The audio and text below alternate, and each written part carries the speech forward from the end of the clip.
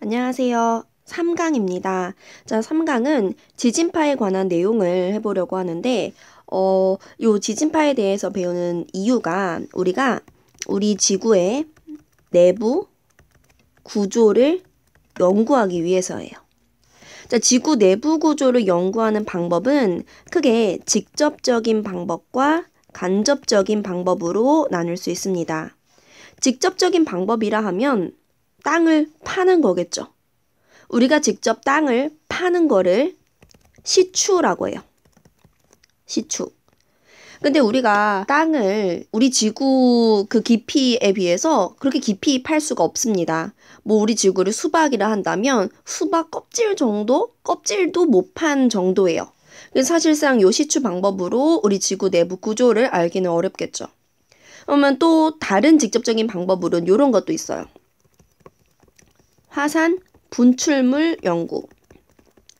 우리가 화산 활동이 일어날 때 화산에서 마그마도 나오고 화산 가스도 나오지만 이렇게 펑 하고 폭발하면서 이게 내부에 있던 물질들이 이렇게 고체 상태로 분출되기도 합니다.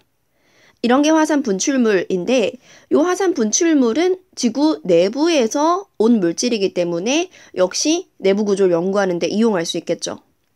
근데 방금 봤던 요 시추와 화산 분출물 연구는 우리 지구 내부의 그 겉부분, 뭐 지각 정도밖에 연구를 못합니다. 그래서 더 안쪽, 핵까지 더 깊숙이 연구하기 위해서는 간접적인 방법을 이용해야 하는데 간접적인 방법으로 대표적인 게 이번 시간에 배울 지진파 있고요. 그리고 운석도 있어요. 운석이란 건 우리 지구가 이렇게 있다면 우주 공간을 날아다니던 돌멩이가 우리 지구에 떨어지는 거다 이렇게 생각하면 되는데 어떻게 보면 이 운석도 우주에 있는 물질이기 때문에 우리 지구도 우주에 있는 물질이니까 그 두 개는 공통점이 있을 것이다 라는 거죠. 뭐 예를 들어 어떤 운석이 떨어졌는데 그 운석이 철로 되어 있다. 그렇다면 우리 지구에도 철이 있겠구나 이런 식으로 우리가 유추할 수 있는 거죠. 그래서 운석도 내부 구조를 연구하는 데 도움을 주고 또 이런 것도 있습니다. 여러분 우리 지구 내부는요 온도가 어떨까요? 온도 매우 높고 압력도 매우 높습니다. 따라서 우리 지구 내부와 비슷한 환경을 만들어서 즉 고온, 고압 상태를 만들어서 실험을 할 수 있다면 우리 지구 내부에 대해서 우리가 정보를 얻을 수 있겠죠. 그래서 방금 살펴본 게 우리 지구 내부 구조를 연구하는 방법인데 우린 그중에 지진파를 이용하려고 합니다. 자, 그럼 지진파 들어가기에 앞서서 지진에 관한 기본적인 용어들을 정리해 보겠습니다. 이거 지표면이에요. 자, 지표면 아래 지하에서 지진이 발생합니다. 자, 지진이 발생하는 그 지점을 진원이라고 해요. 그러면 지진이 쾅 하고 발생하면 이 진원으로부터 지진파가 쭉 사방으로 전달이 되는 거죠. 자, 그리고 진원 바로 위에, 진원 수직으로 바로 위에 지표면에 있는 지점을 진앙이라고 합니다. 자, 그리고 어떤 관측소를 하나 그려볼게요. 자, 이 관측소에서 이 진원에서 발생한 지진을 측정한다고 했을 때 우리가 요렇게 요 거리는 진원에서 관측소까지의 거리니까 진원거리. 요렇게 거리는 진앙거리라고 합니다. 그래서 기본적인 용어들을 체크해봤고 요것도 한번 볼게요. 자, 우리 지구예요. 여기가 진원이다. 즉 여기에서 지진이 발생했다라고 했을 때 자, 이 관측소까지 이 진원으로부터 지진파가 진행하는데 그 지진파가 이런 식으로 지구 내부를 통과해서 도달할 수 있습니다. 이런 걸 우리가 실체파라고 하고 이 실체파에는 P파와 S파가 있어요. 근데 이렇게 지구 내부를 통과하는 게 아니고 이 진원에서 발생한 에너지가 지표면을 따라 이동할 수도 있습니다. 자, 이렇게 지표면을 따라 이동하는 지진파를 표면파라고 해요. 이 표면파에 해당하는 게 L파가 있습니다. 자, 그러면 실제로 어떤 관측소에서 지진이 어떻게 기록이 되는지, 어떤 지진파들이 기록이 되는지를 보겠습니다.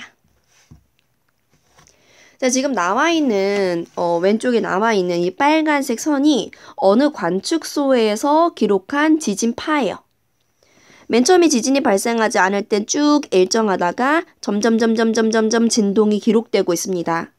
자, 이게 바로 지진파인데 지금 지진파가 그 흔들리는 진폭의 정도에 따라 크게 진폭이 작은 애, 진폭이 중간 정도인 애, 진폭이 아주 큰 애 이렇게 세 개로 나눌 수 있을 것 같습니다. 그리고 지금 이 가로축은 시간이에요.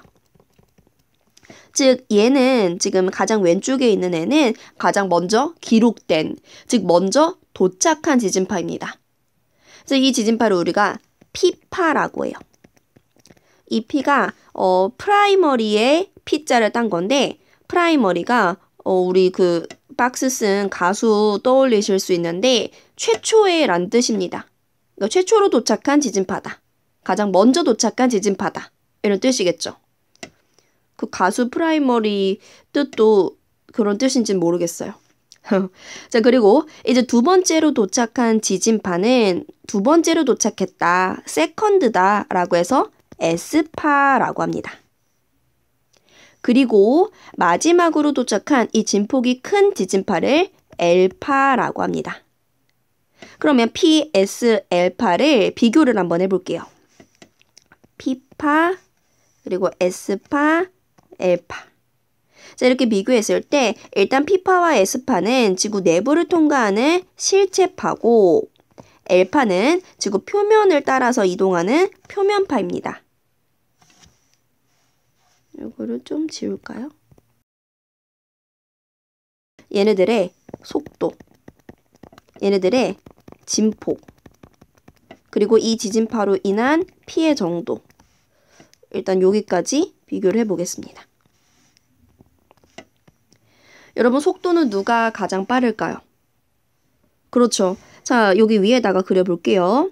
자, 이게 진원이고 이게 관측소다. 지금 P파, S파, L파 모두 다 같은 순간에 쾅 하고 출발을 했는데 P파가 먼저 도착한 겁니다. 그렇다면 속도는 P파가 1등, S파 2등, L파가 3등이겠죠. 뭐 우리 참고서 같은 거 보면 이 PS L파의 속도도 숫자로 나와 있는데 그거를 외울 필요는 없습니다. 그러니까 누가 가장 빠른지 비교할 수만 있으면 돼요. 자, 그리고 진폭은 보면 지금 그림에 나와 있네요. 이게 P파라고 했고 이게 S파, 이게 L파라고 했으니까 진폭이 가장 큰 애, 그게 바로 L파고 1등, S파 2등, 그리고 P파가 가장 작으니까 3등 되겠네요. 당연히 진폭이 클수록 이 관측소에 주는 피해도 더 큰 겁니다. 그럼 여러분 생각해 보세요. 어떤 지진이 쾅 하고 발생했을 때 관측소에 P파가 먼저 도달합니다. 근데 그때는 지진의 피해가 그렇게 크지 않아요. 살짝 흔들리는 거야. 근데 시간이 좀 더 지나면 이제 S파, 더 지나면 L파가 오면서 지진에 의한 피해가 더 심해지는 거죠. 이번에는 요걸 한번 볼게요. 우리가 요 오른쪽 그림 보면 이런 그림이 나와 있는데 파동이 진행할 때, 파동이 진행하면서 그 파동이 통과하는 그 매질이 진동하는 방향과 그 진행하는 방향의 관계에 따라 두 개의 종류로 나눌 수 있습니다. 자, 위쪽 그림은 지금 파동은 왼쪽에서 오른쪽으로 진행하고 그때 이 진동 방향은 이런 수평 방향으로 두 개가 평행하죠. 이렇게 진행과 진동이 평행한 파, 이런 파를 우리가 종파라고 해요. 진행과 진동이 평행하다. 근데 반면에 이 아래쪽에 있는 파를 보면 지금 진동 방향은 위아래, 즉 수직 방향입니다. 진행과 진동이 어때요? 수직하죠. 자, 이런 파를 우리가 횡파라고 해요. 진행과 진동이 수직하다. 자, 그러면 우리가 방금 배운 지진파들도 일종의 파동이기 때문에 누구는 종파고 누구는 횡파겠죠. 자, 누가 종파냐? 여러분, P파가 종파고 그리고 S파가 횡파입니다. 그리고 표면파에 해당하는 L파는 사실 표면파도 또 이렇게 세부적으로 종류가 나눠져요. 그래서 여기는 뭐 종파도 있고 횡파도 있다 이렇게 알아두면 돼요. 선생님 학교 다닐 때 이거 외우는 게 너무 헷갈려서 이렇게 외웠어요. 우리가 화학 시간에 배우는 그 원소 기호 있잖아요. 그 중에 황이 S잖아요. 그래서 S파는 황, 횡, 이게 단어 생긴 게 비슷하죠? 그래서 S파가 S가 황이니까 횡파다 이렇게 외워두시면 좋습니다. 자, 근데 그러면 다시 요 위쪽에 있는 그림으로 넘어와서 그림을 보면 자, 지진파는 이렇게 진행을 하는데 P파와 같은 경우는 땅을 이렇게 흔들면서 그러니까 막 이렇게 흔들면서 진행하는 거고 S파와 같은 경우는 이렇게 흔들면서 진행을 하는 거죠. 그렇기 때문에 우리가 느낌적으로 생각을 해봐도 S파에 의한 피해가 더 클 거다라는 게 감이 올 거고 또 이 지진파들이 모든 매질을 다 통과하진 않습니다. P파와 같은 경우는 종파이기 때문에 여러분 종파의 대표적인 예가 뭐 지진파 중에 P파도 있겠지만 음파도 종파의 대표적인 예예요. 그러니까 음파라고 하면 소리죠. 자, 우리가 소리가 진행되는 곳을 생각해 보면 당연히 대기, 기체 상으로 소리 우리 전달이 되죠. 근데 우리 가끔 그 책상에다가 귀를 대고 책상 이렇게 똑똑 두드리면 엄청나게 크게 그 똑똑 두드리는 소리가 전달이 됩니다. 아니면 뭐 벽에다가 귀를 갖다 대도 옆방의 소리가 들릴 때도 있고요. 그러니까 음파는 고체도 통과할 수 있는 거야. 고체도. 그리고 우리 물속에서도 잘 들리진 않지만 소리 들리죠? 그럼 액체도 통과할 수 있는 거야. 즉, P파는 고체, 액체, 기체의 매질을 모두 다 통과한다. 반면에 S파는 횡파의 특성상 고체 밖에 통과하지 못한다. 이게 나중에 굉장히 중요합니다. 그럼 뭐 표면파는 뭐 종파도 있고 횡파도 있다. 다양하다 했으니까 그냥 대충 표면을 통과한다. 이렇게 적겠습니다. 그래서 우리가 지진파의 종류로 P, S, L파를 알아봤고 이제 다시 그 지진 기록지를 보면서 요걸 한번 생각을 해볼게요. 자, 앞서 봤던 지진 기록지가 나와 있습니다. 가장 먼저 도착한 프라이머리 P파, 두 번째 도착한 세컨드 S파, 그 두 개의 도착 시각의 차이. 그러니까 S파가 도착한 시간에서 P파가 도착한 시간을 뺀 그걸 우리가 PSC라고 합니다. 근데 여러분, 우리가 이 PSC를 이용하면 진원거리를 구할 수 있어요. 무슨 말이냐? 여기 그림을 한번 그려볼게요. 땅이 있고요. 이게 진원이다. 라고 하면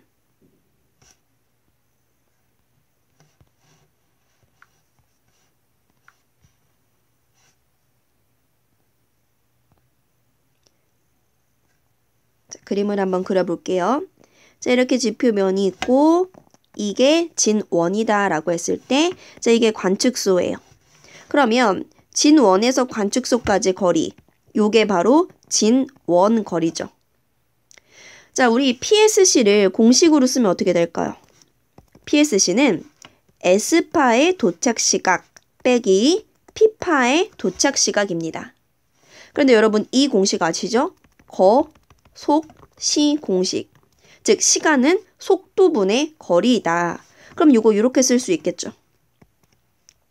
TS는 S파 속도분의 거리란 건 이 진원거리겠죠. S파가 이렇게 진원거리를 통과해서 도착했을 테니까 마이너스 P파의 도착 시각은 VP 분의 D가 되겠죠. 자, 이거 정리하면 이렇게 됩니다. VS VP는 VS VP 분의 VP 마이너스 VS 곱하기 D 이렇게 되죠. 그러면 진원거리 D는 이렇게 됩니다. 진원거리 D는 VP-VS분의 VP 곱하기 VS 곱하기 PSC다. 여러분, 우리 P파와 S파의 속도는 딱 정해져 있는 상수값이라고 생각하시면 돼요. 그리고 PSC는 어떤 관측소에서 이 지진 기록지를 보면 우리가 구할 수 있는 거죠. 그러면 우리는 결국 그 값들을 이 공식에 대입해서 진원거리를 구할 수 있습니다.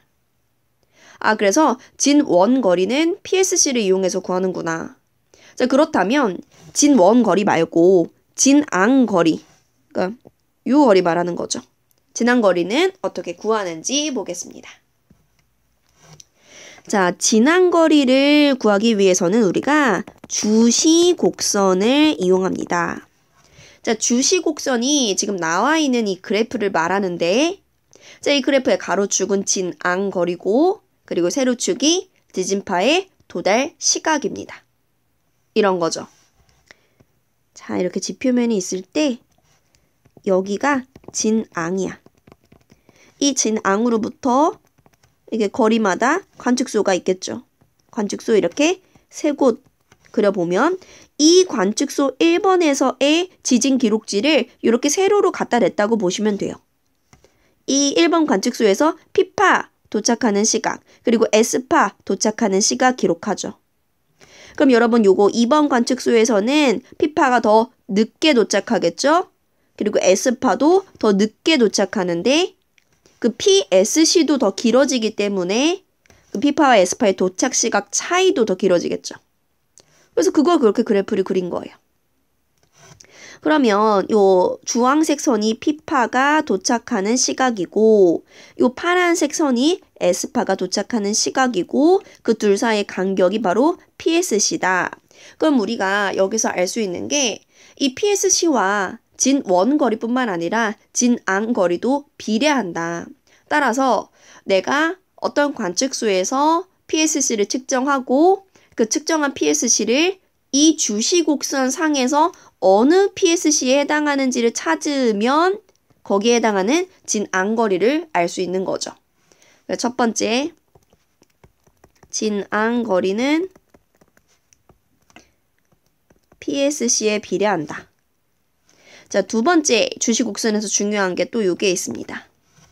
여러분, 주시곡선의 기울기는 뭘까요? 자, 주시곡선의 기울기는 X축 변화량분의 Y축 변화량이죠. 즉, 거리분의 시각이에요. 거리분의 시간? 거리분의 시간은 속도의 역수죠. 따라서 주시곡선의 기울기는 지진파 속도의 역수다.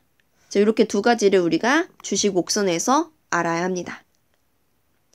자, 이제 우리가 진원거리와 진앙거리를 구하는 방법까지 다 봤어요. 진원거리는 PSC 이용해서 공식으로 구하고 진앙거리는 이 주시곡선 상에서 이제 읽어가지고 구하고 그렇다면 이번엔 진앙과 진원을 찾는 방법을 한번 해볼게요. 자, 진앙과 진원의 결정. 내가 진앙을 찾으려면 일단 관측소가 3개 필요해요. 그래서 3개의 관측소를 A 관측소, B 관측소, C 관측소 이렇게 정했다고 해봅시다. 그럼 이 각 관측소에서 그 지진 기록지를 해석하면 우리가 진원 거리를 구할 수 있죠. 그럼 이렇게 하는 거예요.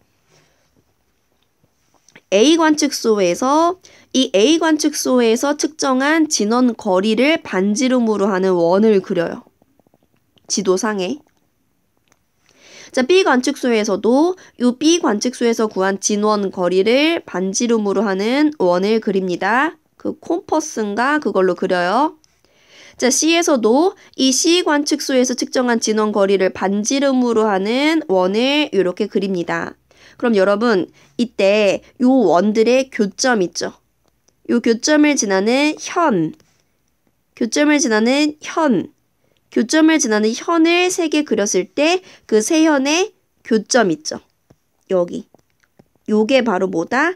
요게 바로 진앙이 되는 겁니다.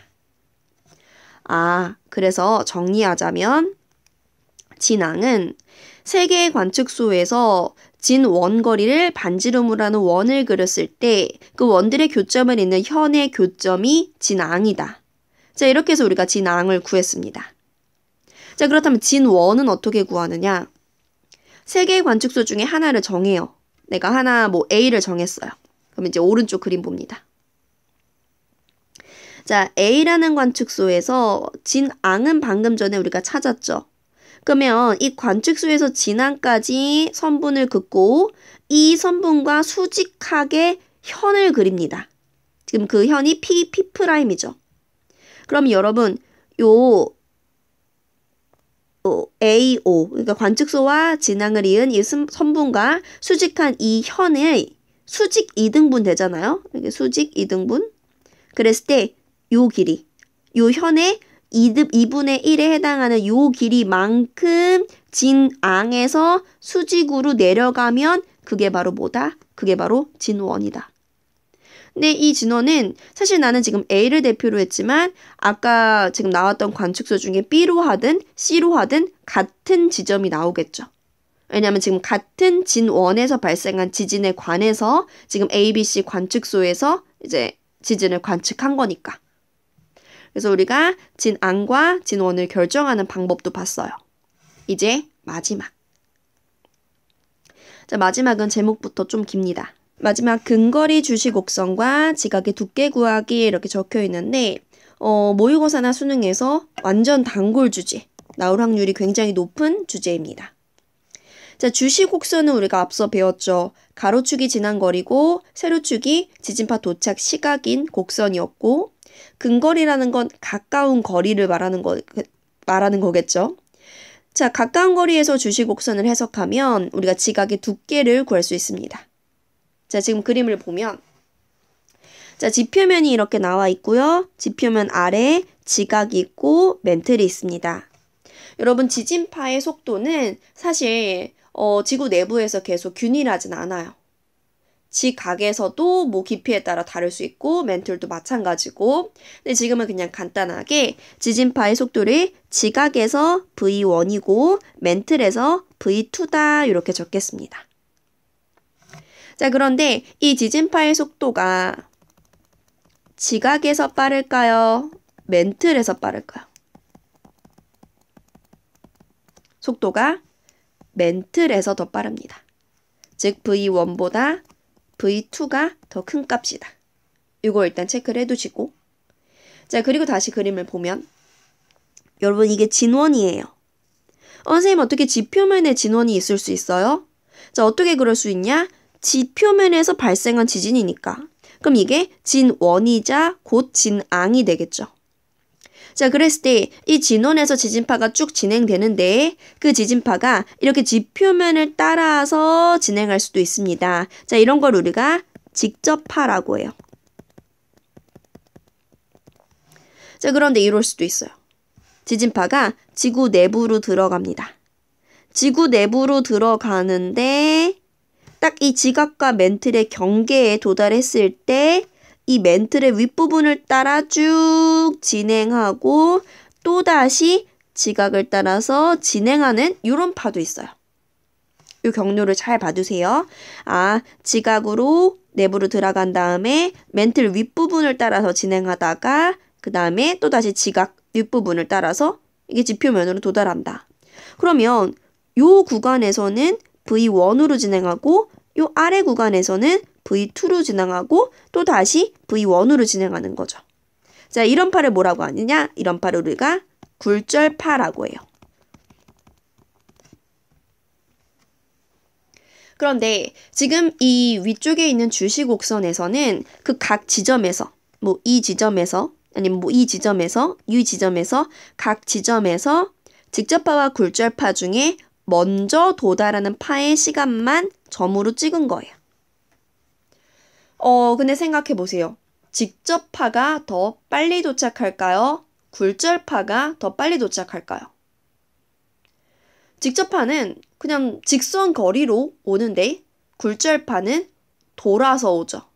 그러니까 더 거치는 경로의 길이가 더 깁니다. 그럼 당연히 직접파가 더 빨리 도착하는 거 아니에요? 라고 생각할 수 있어요. 그런데 그거는 이 진앙에서 또는 진원에서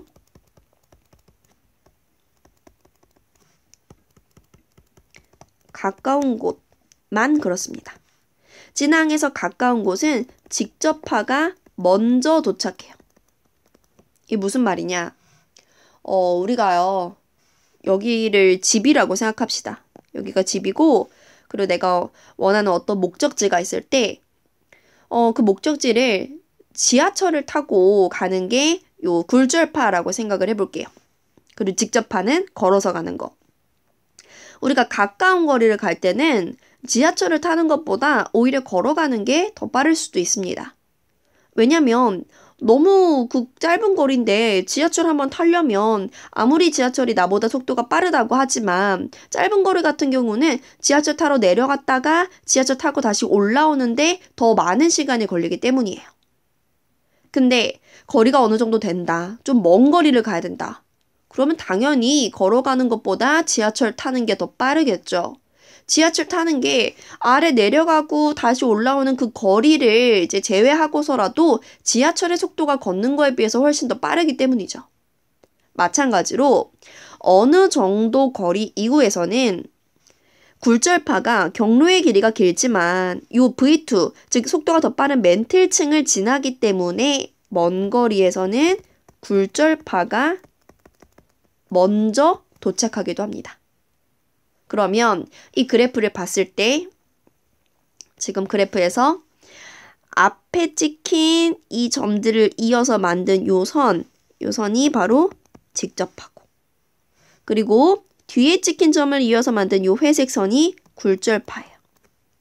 그래서 지금 요 검정색 선과 회색 선의 기울기 다르죠.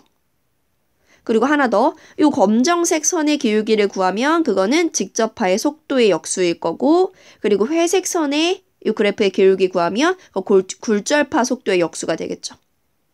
그리고 지금 요 점을 보면 직접파선과 굴절파선이 접하고 있습니다. 이 선은 뭐냐? 직접파가 도착하는 시간과 굴절파가 도착하는 시간이 똑같을 때, 즉 직접파와 굴절파가 동시에 도착할 때죠. 자, 이런 거 뭐라고 하느냐? 동그라미 3번. 직접파와 굴절파가 동시에 도착하는 요 거리를 교차거리 L이라고 한다. 이 교차거리의 뜻 알아두시고 이제 동그라미 4번 보겠습니다.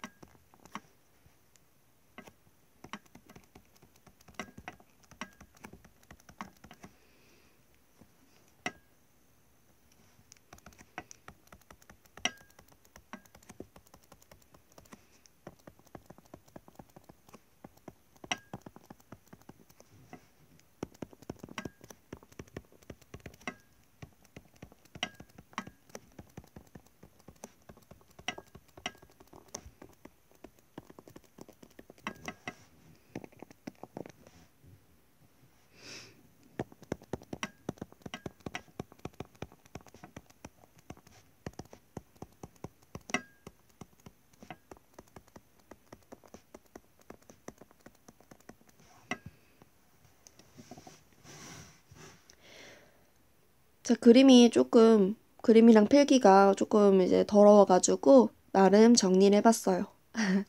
자, 이제 마지막 4번은 그렇다면 요 근거리 주시 곡선을 이용해서 어떻게 지각의 두께를 D라고 하겠습니다. D를 구하느냐. 사실 이걸 구하는, 그러니까 이 공식을 유도하는 과정은 조금 복잡해요. 물리 시간에 배우는 스넬의 법칙이라는 법칙과 그리고 삼각함수를 이용해서 유도를 해야 돼요. 그 유도가 못할 거는 아니에요. 조금 그냥 복잡해 보여서 그렇지 엄청나게 어렵지는 않습니다. 근데 그 공식들을 안다면, 그 가정하에 쭈루룩 유도를 한다면 결과적으로 이런 공식이 나옵니다.